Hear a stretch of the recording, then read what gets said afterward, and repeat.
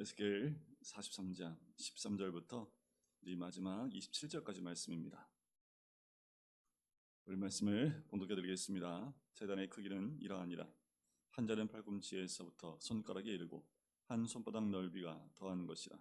제단 밑받침의 높이는 한 척이요 그 사방 가장자리의 너비는 한 척이며 그 가로 돌린 턱의 너비는 한 뼘이니 이는 제단 밑받침이요 이 땅에 닿은 밑받침 면에서 아래층의 높이는 두 척이요 그 가장자리의 너비는 한 척이며 이 아래층 면에서 이 층의 높이는 네 척이요 그 가장자리의 너비는 한 척이며 그 번제단 위층의 높이는 네 척이며 그 번제하는 바닥에서 솟은 뿔이 넷이며 그 번제하는 바닥의 길이는 12척이요 너비도 12척이니 네모 반듯하고 그 아래층의 길이는 14척이요 너비는 14척이니 네모 반듯하고 그 밑받침에 둘린 턱의 너비는 반척이며 그 가장자리의 너비는 한 척이니라.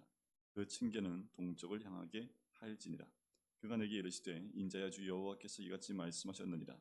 이 제단을 만드는 날에 그 위에 번제를 드리며 피를 뿌리는 규례는 이러하니라. 주 여호와의 말씀이니라.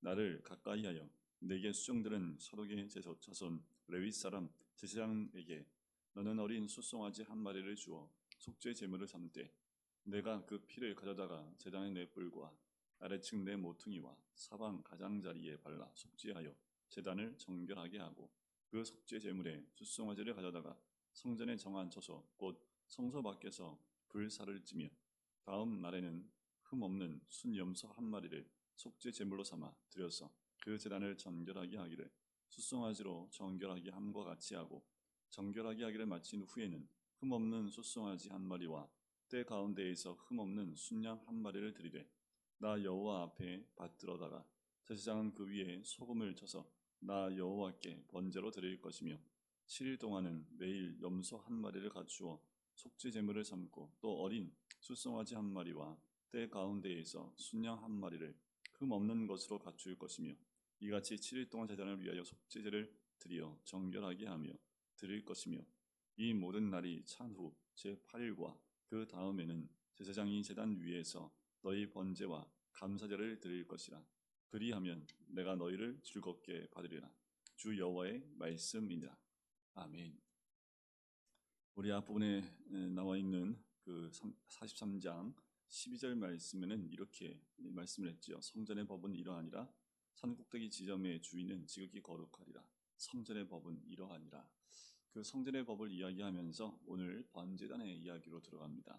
이미 43장 앞부분에서 여호와의 영광이 동문을 통해서 성전에 가득 채워지게 되지요.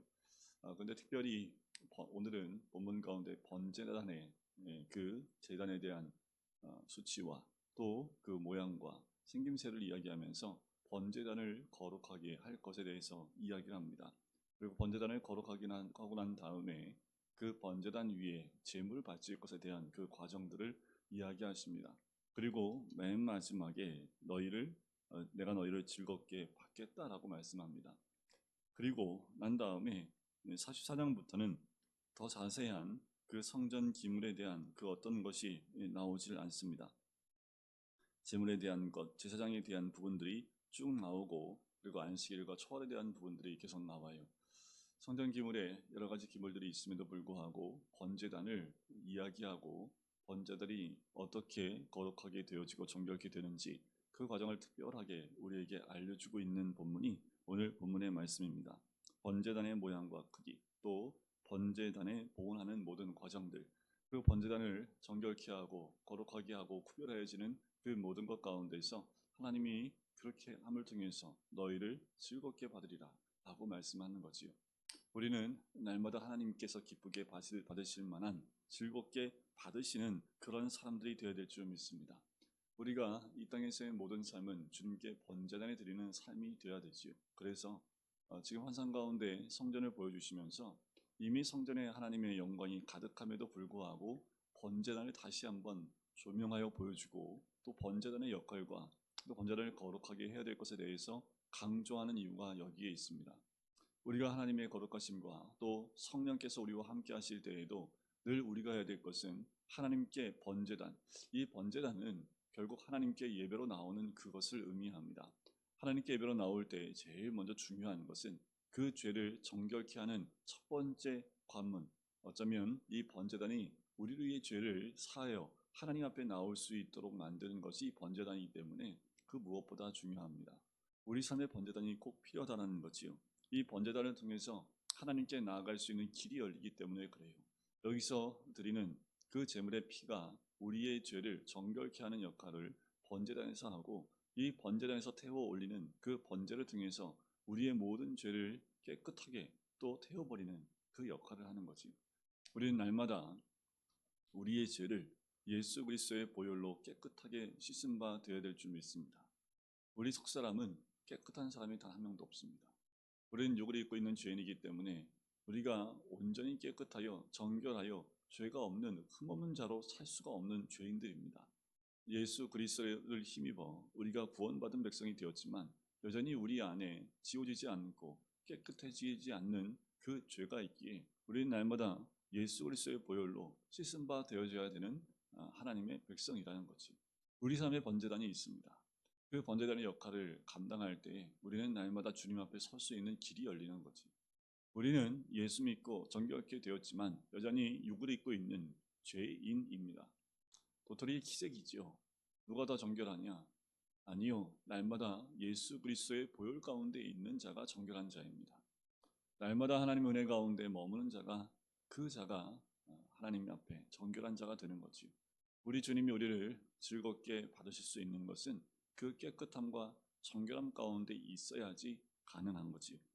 자, 어떻게 그 번제단을 깨끗하게 할지, 피를 뿌리는 규례에 대한 부분도 이야기하고, 제사장들을 통해서 어떻게 그 제물을 잡아 그 번제단의 넷불과 그 사방에 그 피를 발라서 속죄하여 제단을 정결하게 하라는 거지. 먼저 번제단을 정결케 해야 됨을 이야기합니다. 그리고 그 피를 바르게 했던 그 속죄 제물은 성소 밖에 가서 불 사르게 하는 거지요. 그리고 그 다음 날에 흠없는 순 염소 한 마리를 속죄 제물로 삼아서 제단을 정결하게 하기를 숫송아지로 정결하게 함과 같이 정결케 하라고 말씀을 합니다. 우리의 삶은 정결함입니다. 우리의 삶은 어디에 있든 어디를 가든 하나님 앞에서 정결하게 구별되어져야 되고 정결함으로 드려진 자들이 되어야 된다라는 거예요. 좀 전에도 말씀을 드렸지만 우리는 죄인이기 때문에 온전함과 또 온전히 깨끗한 자가 될 수 없기에 날마다 우리는 매 순간마다 하나님 앞에 또 예수 그리스도의 보혈로 씻긴 바 되어야 되는 존재입니다. 그러니까 교만할 자가 아무도 없습니다. 나는 이 정도 됐으니까 괜찮아 라고 말할 수도 없어요. 교회에서 이런 직분을 가지고 있으니까 나는 이 정도는 됐겠지, 없다라는 겁니다. 사도 바울도 날마다 하나님 앞에서 떼굴떼굴 구르며 나는 날마다 죽노라 라고 말한 사람이 사도 바울입니다. 그 사도 바울도 날마다 주님 앞에 죽는다고 얘기하죠. 자기 자신을 번제물로 드려서 죽지 않으면 다시 살 수 없기 때문에 날마다 죽노라 라고 말한 사람이 사도 바울인 것처럼 우리도 마찬가지입니다. 날마다 살아있는 우리의 육을, 또 우리의 욕심과 또 우리의 탐심과 우리의 죄성을 죽이지 않으면 살 수 없고 하나님 앞에 설 수 없는 죄인들인 줄 믿습니다. 부활은 주님 앞에 죽어 정결하게 된 자만이 누릴 수 있는 것이 부활의 참 소망입니다. 우리가 날마다 예수 그리스도의 보혈로 죽지 않으면 우리는 다시 새롭게 되는 역사를 경험할 수 없게 되는 거지. 이렇게 번제단에서 번제물로 보혈로 깨끗하게 되어질 뿐만 아니라 그 번제단에 제물로 드려져서 죽음을 맞이할 때 그때 하나님은 그곳에 소금을 치고 정결케 하고 깨끗하게 함을 통해서 하나님이 너희를 즐겁게 받으리라 라는 말씀이 온전히 이루어질 수 있습니다. 오늘도 우리는 어떻게 하면 하나님이 우리를 즐겁게 받으실까요? 여기에 우리의 삶의 목적이 있어야 되고 삶의 방향이 있어야 됩니다. 코로나 시대, 무슨 시대 다 필요 없어요. 우리는 오늘 하루, 이 시대를 살아가는 오늘 하루 하나님이 나를 즐겁게 받으실 만한 삶을 사는지가 정말 중요하고, 정결함을 하나님이 인정해 주시고 또 우리의 삶을 제물로 받아주시는지, 내 생명을 주님께서 받아주시는지가 더 중요하다는 거지. 하루를 시작할 때 하나님이 즐겁게 받으실 만한 제물로, 또 하나님께서 즐겁게 받으실 만한 예배로 하루를 시작하고 또 나의 삶을 송두리째 올려드리는 주의 백성 되기를 원합니다. 이것이 우리 주님께 드려야 될 우리의 기도이며 예배이며 우리의 삶이 되어야 될 줄 믿습니다. 다시 말씀드리면 어떠한 사람도 주님 앞에서 온전함이 있는 사람은 단 하나도 없습니다. 내 하나님이 온전하심 같이 너희도 온전하라 라는 것처럼 우리 하나님의 온전하심까지 나가기 위해서 또 오늘도 주님을 향하여 그 예수 그리스도의 십자가를 묵상하고 다시 한번 십자가의 나를 못 박음을 통해서 우리는 다시 주님께서 즐겁게 받으실 만한 제물이 되어지는 것, 그것이 오늘 우리의 삶이 되어야 될 줄 믿습니다. 기도하겠습니다. 사랑의 주님, 오늘도 하루를 시작하고 아버지 앞에 기도로 주님께 나갈 수 있게 해주심을 감사합니다. 성자의 하나님의 영광이 가득함에도 불구하고 다시 번제단을 보여주시며 번제단을 정결케 하는 모습과 또한 그곳에서 제물을 드림으로 속죄하는 그 모든 모습들을 보여주시며 여호와께서 즐겁게 받으시는 그 모든 과정들을 직접 보여주시는 주님은 지금도 우리를 즐겁게 받길 원하시고 그러기 위해서 우리가 죄에서 벗어나 정결케 되어지고 예수 그리스도의 보혈 앞에 또 십자가 앞에 나가기를 원하시는 하나님의 은혜가 있는 줄 믿습니다.